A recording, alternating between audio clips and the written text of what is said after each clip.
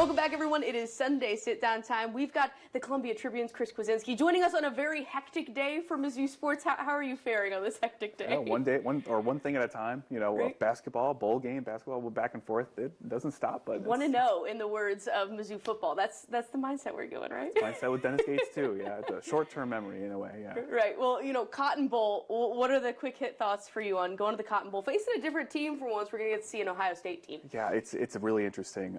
This is a really interesting matchup just because of so many different storylines, so many things that we can think about.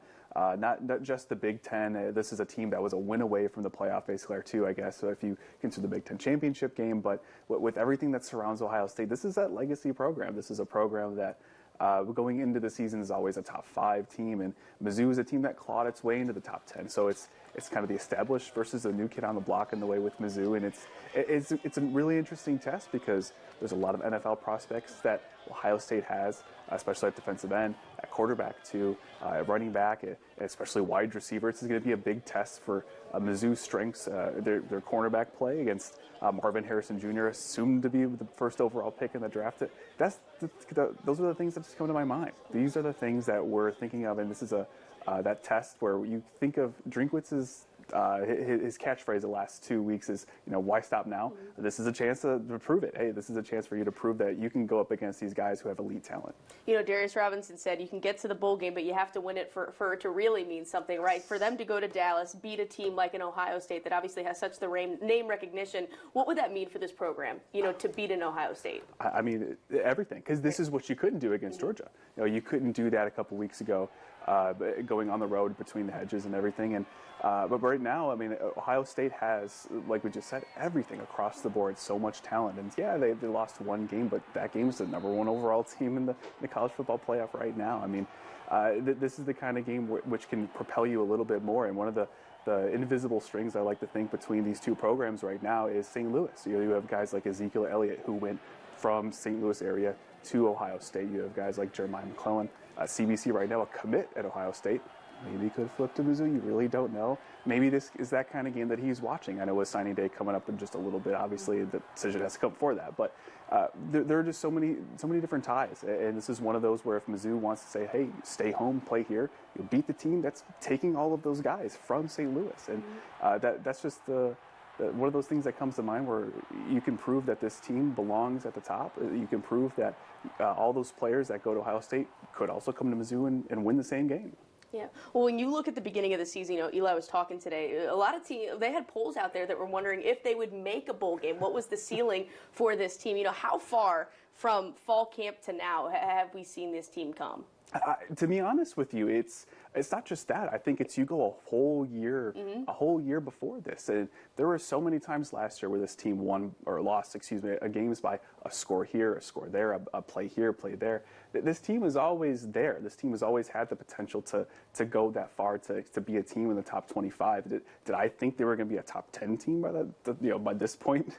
No, I didn't think that. And those receipts clearly are very etched at the Columbia Daily Tribune. You all can go find them if you want and roast me on. But I think this is that team that has taken that idea that they've been there, that they've suffered way too much and they understand what that's like. And I think a couple weeks ago, before the Tennessee game, there was a video that circulated about Drinkwitz saying, hey, you know, we've been there. We've been at the bottom. We know what that feels like. And that idea that you don't want to stay there is the thing that I think has propelled them along, especially games like the Tennessee game where that team has really beaten Mizzou the last couple of years. Mizzou returned the favor this year and proven that against Georgia they can hang. They can hang with that team. And I mean, when you go back and see all the projections, you see all the things that people were saying about this team. You know, they're a bottom half team.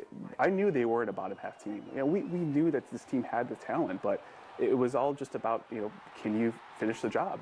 And to their testament, to their credit, to Drinkwitz's credit too, they were able to do that. Well, the seniors really embody what this program has been about, you know, staying through all these ups and downs. You know, Drink was today saying he expects pretty much every senior to play. From what he's heard, only one is questionable is Ennis Rakestraw. You know, what does that say about this program? This group of seniors has been something to watch. I mean, it's dedication. I mean, it's the dedication that you got to see it through. You start something, you got to finish it. And I think that's impressive into this day and age of college football, where if something's not going your way, you could just go find greener pastures somewhere else or assume that you can find those greener pastures. I mean, Cody Schrader is one of those guys. I mean, You look at what he's able to do in just this 1 year. Against Ohio State, has the potential to set the single-season rushing record at Mizzou, which was set by Tyler Beatty just a handful of years ago. So right now, there's so many things that come to fruition with the senior class just because they stayed. They trusted the process, to borrow a phrase from the Philadelphia 76ers that we keep hearing all the time.